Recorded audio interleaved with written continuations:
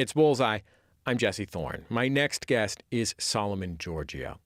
He's a stand-up comedian from Seattle, via Fresno, via St. Louis, via Sudan, and Ethiopia, where his parents were born. These days, he lives here in Los Angeles. He's appeared on CONAN, on the Meltdown with Jonah Kumail, Last Call with Carson Daly. He has a really unique presence on stage, sometimes vulnerable and sincere, talking about childhood trauma in the way that somebody like, I don't know, Maria Bamford or something might. But at the same time, there's also this kind of audaciousness to him. He'll strike a pose and talk about how perfect his thigh gap is. And I don't know what it is, but when he does that, you just believe him. I mean, the man can sell a joke. Earlier this year, he got his own Comedy Central special. He also released his debut record, Homonegro Superior, one of our favorites this year. Here's a bit from the beginning. My name is Solomon Georgio. That is my real name. It is my birth name. It is a very beautiful name for obviously a very beautiful man. My last name, Georgio, is Italian. I am Ethiopian. And some people have asked me, Solomon, how does an African get a European last name? Well, it's a lot like a fairy tale. Except in this fairy tale, there happens to be an Italian army occupation, a brutal civil war, a few decades of famine, and no happy endings. So, you know, like all fairy tales. However, my first name, Solomon, is a very old biblical name. It was actually given to me by my uncle, Mufasa Rigatoni, so, you know. Solomon, welcome to Bullseye. It's great to have you on the show. I'm happy to be here, Jesse. So I listened to you do that joke on your album. Mm-hmm. I watched you do it on the Conan O'Brien show. And something that I noticed in both versions of it, but particularly on Conan, I think maybe to some extent the audience at the album taping is there to see you. But in both cases, when you say that joke about it's like a fairy tale, you get a pretty good laugh on It's like a fairy tale, the setup to the joke. And you get an okay laugh on the punchline of the joke, which is a sad punchline. I do what I can. And I feel like you are choosing to do that joke, not because it's the joke in your act that gets the biggest laugh. Mm-hmm. It's the joke that makes a very strong point of who I am and what creates this recipe of a person. But I love that joke. Mufasa Rigatoni is the dumbest thing I could possibly put together to make a point about myself. Yeah, I mean, I think what's so great about it is that it is, you open that bit with this absurd bravado. You segue into a kind of very, very difficult social historical truth, and then you go right into the dumbest silly name joke. Like, what can you do about it at the end of the day? Is that a bravado that you come on stage with sincere or a pose? There's obviously sincerity about it. It's just not it's not the consistent aspect of my personality throughout the day. Like it takes a whole day to build up to that bravado.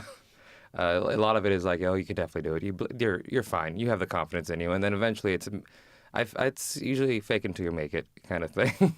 Was that always the case in your stand-up comedy career? That was sort of what kept me on stage, is a strong sense of confidence in what I'm saying. Because if it wavers a little, the jokes don't hold up at all. Because I don't intentionally mean to say such brazen things, but I do. And if you say it with a little less confidence, it doesn't hold true at all. A lot of people are like, well, that would have been funny if you cared about what you were saying. So, do you feel like this is, this kind of boldness is just the way that you have to express yourself for it to work? Is there another Solomon Georgio on an alternate planet who just writes cute jokes? Because there are some, there's some material here that's cute jokes. Of course, I don't know. It's tough to explain. I think I work in a little bit of nuance here and there, and I think since this is my first album, it's mostly just like me. I'm becoming a little more whimsical through time and trusting that, but it's not how I was raised. So it's kind of like, okay, you can be whimsy. Whimsy's allowed.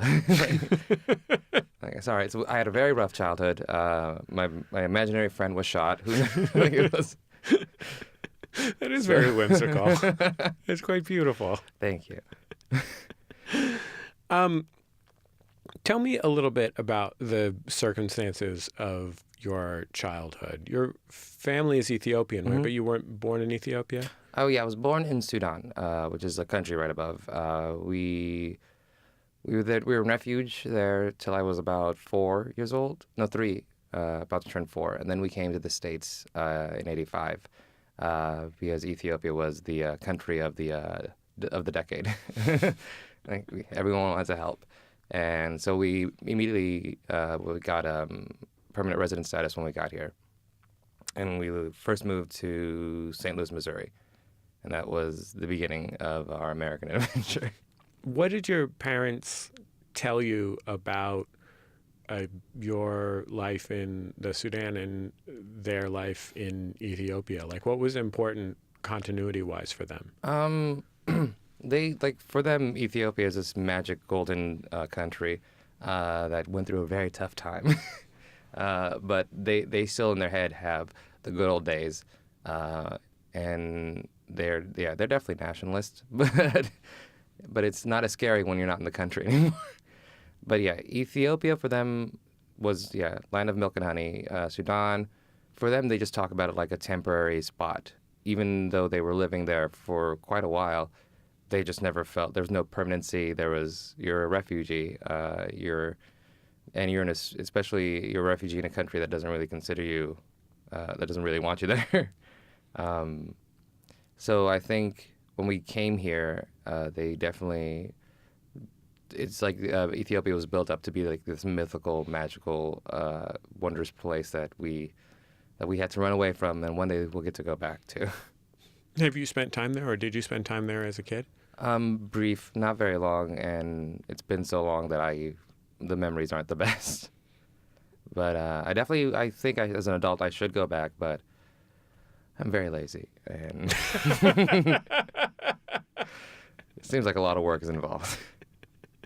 I mean, it also, like, when it is a mythical place in your mind and in your family's history, you know, unless you fully buy into that, unless you perfectly buy into that, which from what I know about your personality, I'm disinclined to believe you would. No, I did not fall for it at all. Yeah. So, like, unless you're 100% on board with that, it's tough to go somewhere and be forced by going there to compare your lived experience with this story that has been told to you. Yeah. And also the way my parents are too, they're very strict, and I was like, well, and I actually had the most liberal Ethiopian parents, and they were still very harsh. So I was like, look, if you guys are the coolest ones, I don't want to even figure out what the rest of them are like. You ended up on a kind of cross-country journey with your family. Yes. First St. Louis for a couple of years, and my mom definitely did not care for snow. And then we moved to Fresno, California. Was your dad on board for snow? My dad's a bit of a drifter, so he's content wherever you throw him, as long as he gets to do whatever he wants. So Fresno was ideally it was great weather-wise, but city-wise it was awful. I do not recommend Fresno to anyone, not even my worst enemy. I wouldn't. And then that was 7 years there. And then Seattle, we moved there. My dad was an Alaskan fisherman. He got injured, and then he settled in Seattle, and we moved up to meet up with him in the mid-'90s. And then I was like, this is the coolest city ever, and please don't ever make me go back to Fresno. I had some friends out of school who were threatening to become Alaskan fishermen. That's a job that pays reasonably well and is completely full of insane hardships. It is.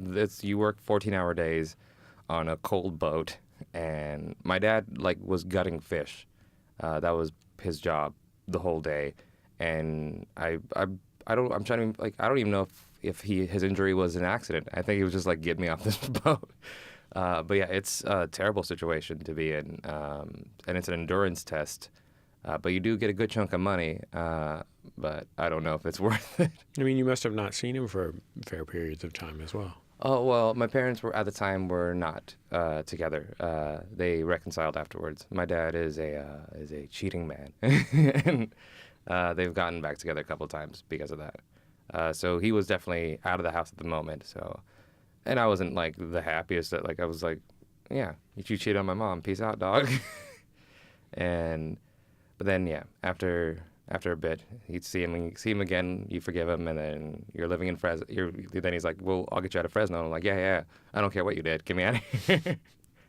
Did you feel at home in any of these places that you lived? Seattle was definitely an immediate, like that felt like home the most, because it's a relaxed city, and I just needed that. It's a relaxed city. It's also it's very academic focused. Everyone is like really about educating themselves and trying to like. I was a really nerdy kid, and I just wanted to absorb knowledge. And it was a city that was like, yeah, the most literate city in the country. So I was like, yeah, this is what I want. I want people who force me to read and expand my mind. And so it was just like, yeah, I felt great as a little dorky kid that just didn't know where he fit in, and it was like, oh, this whole city is filled with dorks. Isn't that? I think that's the town slogan: Seattle, City of Dorks. Yes, the Emerald City of Dorks. It's just a big picture of Bill Gates with open arms. Mm-hmm. Yeah, it's really kind of nice to be in like. It's a city that's a giant coffee shop of people reading Bukowski. It's nice. Pretentious, but very nice. Were you a good student? Yes. I tried to be. I faltered here and there, mostly out of just being a closeted gay teen and not knowing what to do with myself. But like I was a good student, but eventually I realized that education isn't like there was no degree that would have made me happy since I wanted to be a performer as well. So I was like, okay, I'm good at school, but that's not what I want to be good at. How did you realize that? Well, the first time I figured that out was when I ran away when I was 17, and I ran away to LA. And stayed at the Man's Chinese. There's a hostel right in the corner from the Chinese theater, and I was there for a month, and then I stayed in shelters for a few months and tried to be the famous. I'm air quoting right now because I was a 17-year-old and he didn't comprehend how fame worked. Like, oh, you have to have a skill set to. So that was sort of like I was still going to school at the time when I was here. I'm trying to remember where I'm at now. I'm in Los Angeles right now. And that sort of was like I learned that I have to have a better idea of what I want to do as a performer, but I definitely knew that was my preference. Like, knowing that I'm angling myself towards the arts more than academia was like, that was always made me happier regardless of how monetarily dangerous it is. How and why did you run away when you were 17? Well, I was a fancy little transient. I was working at Subway at the time, and pretty fancy so far. Oh, yeah. And I decided that I was going to run away, and so I put together a 3-part plan, which is save up as much money as possible, and then I also managed to take money out from my mother's account as well, and then one night around midnight, I called a cab. First of all, I packed up all of my things in like 6 pieces of luggage. I called a cab. Like, I quietly moved, like, I don't know, about 250 pounds worth of luggage. I'm imagining you calling porters for teens. But the cab company called back, and my dad awoke and answered the phone. So I ended up having to, I waited for him to go back to sleep, and then I took all of the luggage. And slowly rolled it about 2 blocks to the nearest 7-Eleven. And then I called a cab again. And then I took the cab to a Greyhound station, and no one questioned me. They just let me get on like a 1 a.m. Greyhound bus to LA with a lot of luggage. I actually had to pay extra because it was overweight. I had to bring all of my books with me. I got there 24 hours later. I was lucky enough because somebody from Ashland, Oregon sat next to me that was very polite, so I didn't have to deal with any of the insanity of the Greyhound. Somebody was like 2 hours later, like sat next to me. I was like, oh, good, you're a normal person. I'm not afraid anymore. Yeah, shout out to Ashland, Oregon, home of the Thank you. Oregon Shakespeare Festival. But yeah, then I got to LA, and there was all these posters for hostels in the Greyhound station, and there was one that offered a free cab, and it was in the heart of Inglewood, and I've heard rumors of Inglewood up until that time, but I didn't realize that until I got there, and I was like, I probably shouldn't stay in Inglewood by myself. I eventually landed in the hostel itself that I stayed at, which is also not too far away from the hotel that Janis Joplin died in. It's a fun little tour I can give you of that part of Hollywood. Did other people in your life when you were 17 know that you were gay? No. Well, my brothers did, but they, like, in the sense that they had intuited it rather than... Well, they also found my pornography as well. That seems... I did have a ton of it in between my mattress, and it's really, you just put two and two together. It was a very... So, yeah, they figured it out fairly quickly, and they were definitely unconcerned by it, but it was definitely not like a thing we talked about. And so it's... And I'm sure they would have been very cool with it if I ever talked to them directly, but it was just like, I can't do it. Just gotta do it this way where I take the biggest risk of my life. And I did, and it actually, that made any other risk that I took in the future not as terrifying, because it's like, okay, I can do things if I just plot it out, take my time, and the worst thing that can happen is that I move back to Seattle. So that's fine. If my backup plan is moving back to Seattle, I'm not going to ever be in a bad situation. Seattle's nice. Yeah, it's a nice city. I have a lot of friends that'll happily let me just sleep on their couches until I figure it out. So I'm like, all right, sure. That's okay. I want to play a clip from your album. My guest is Solomon Georgio. And this is you talking about coming out to your parents, which was what, when you were 18? My dad was the one that got the most upset. I don't know if it was because I said I was gay or the fact that I sang the entirety of Papa Don't Preach immediately afterwards. It's a much longer song than you think it is.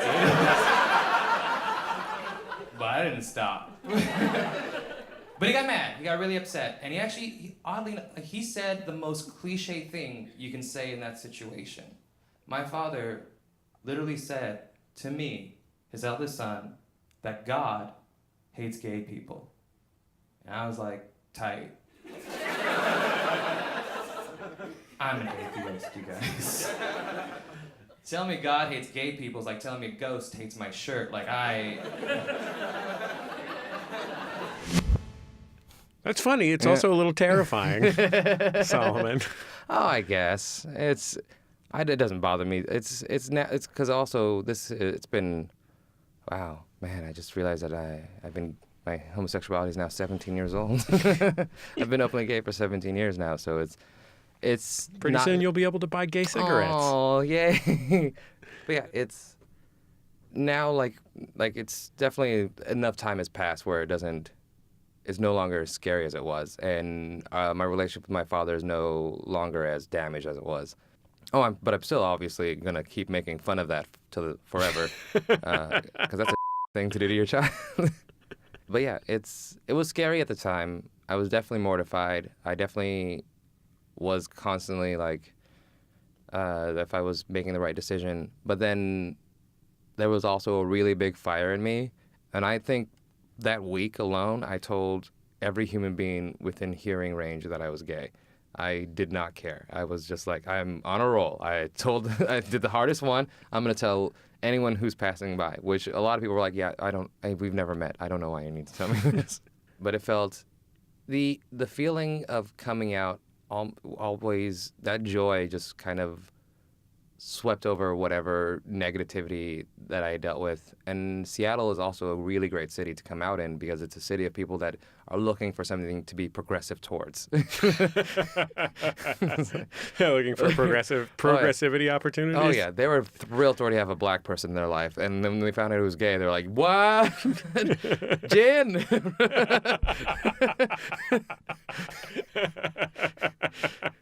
So yeah, it like that did counterbalance my parents very well. Like they used all their like they used all their tiles in Yahtzee. They're like, yes. I mean, in Scrabble. Yeah. Did you have to come out to your parents as a stand-up comic? Yeah. I'm pretty sure they're not fully accepting of it. I think it might be. We should explain. You're in your mid-30s. You just got a half-hour special. I think now is the time for them to come to terms with it. Oh, they're definitely better at it now. But it was for sure like a solid 8 years of comedy of them like maybe a real job is a good idea. And it's mostly my mother that I speak to in that regards. I don't think my dad actually generally knows what I do as a person. Like, I'm sure he has a job out there somewhere. But my mom just like, she never fully comprehended what it is or how it worked, even though she loves comedy and she knows how she knows like most of her favorite stuff is comedy. So it was weird to be like, hey, you know your favorite thing? I'm going to do that. She's like, why? You're not any good at it. But yeah, now she's used to seeing me on TV, but also she's like, are you always going to say you're gay every time? I'm like, yeah, I am.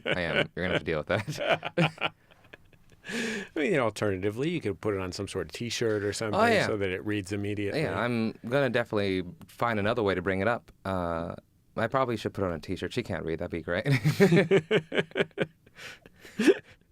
He didn't mention he was gay this time. Oh, he did.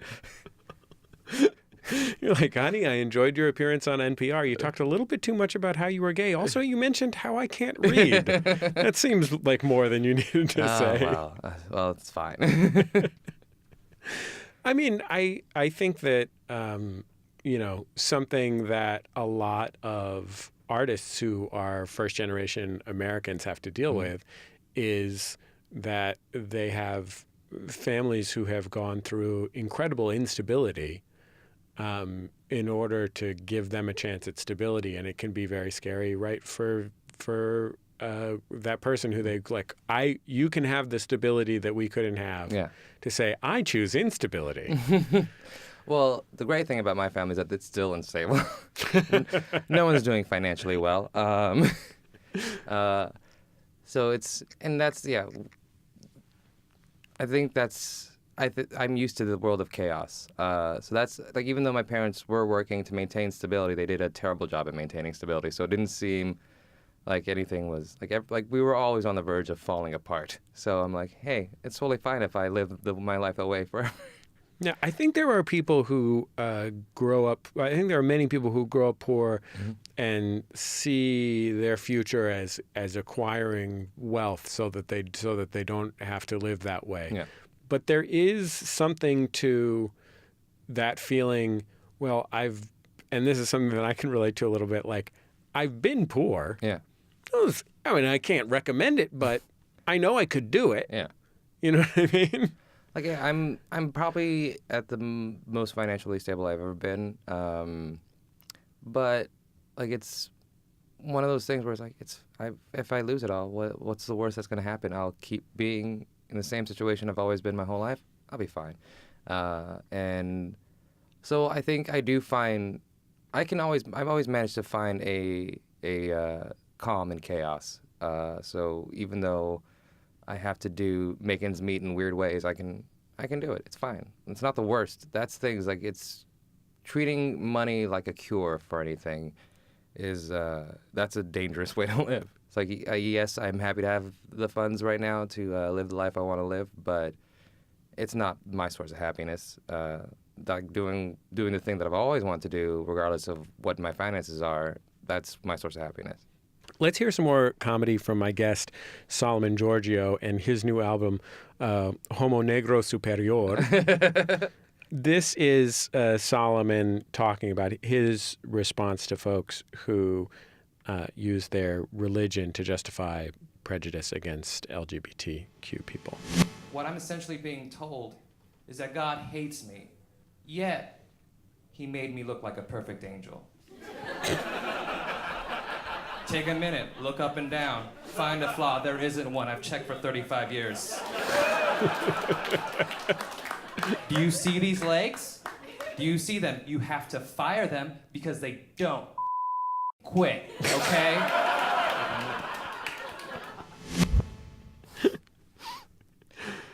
It's a stupid joke, Solomon. I know. So you have to fire them because they don't quit is how you end that. But the but the thing that's really magical about that to me, and it's something that I always enjoy when you go up on stage, is, it's obvious from the moment you go on stage, and especially because you're often obliged to kind of describe yourself immediately so folks know how to parse the situation. You are and you're gay, you're black, you're an immigrant, you have like this whole set of stuff, right?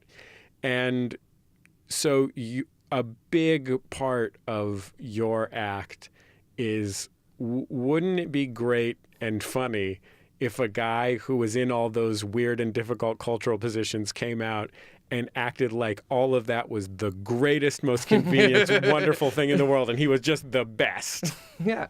Well, it's what I try to do. Let the record show that you've really struck an easy and elegant pose here in the studio. Look, it took a long time to make this comfortable and easy to look at, and it's I'm not gonna kid myself. I'm not the worst thing to look at. You are, as you say in your act, a straight 10, gay 6. They're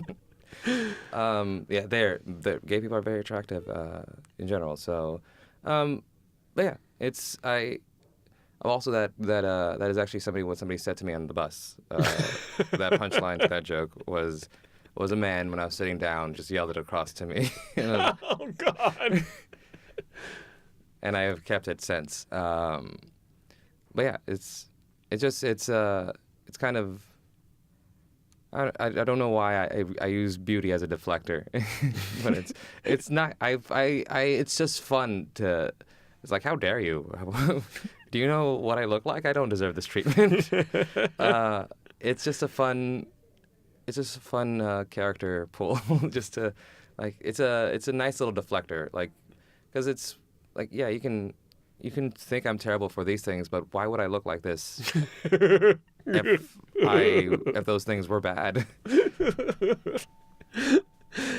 Well, Solomon, thank you for taking all this time to be on Bullseye. It was really great to get to know you better. Yeah, I really enjoyed this.